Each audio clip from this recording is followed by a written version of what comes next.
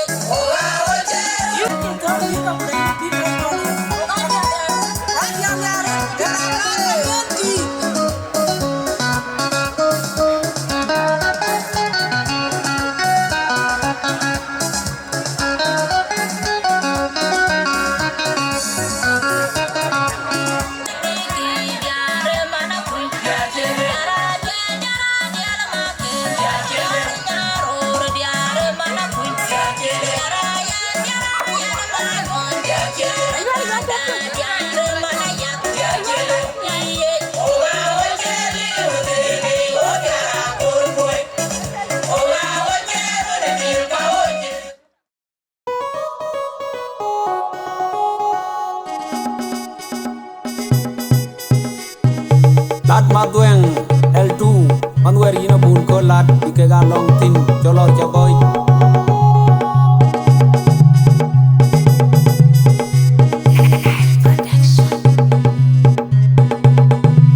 Unuwa anang bay kutoje Ritale pani ko inang bay beje America panto woksi America banyi do la banaban wo banyi kankara wotana wacin fogale le gir pa le panda wodiya panci America banyi do la bana cinga pandon kujur bay cheka panda gir wodiya di do la banyi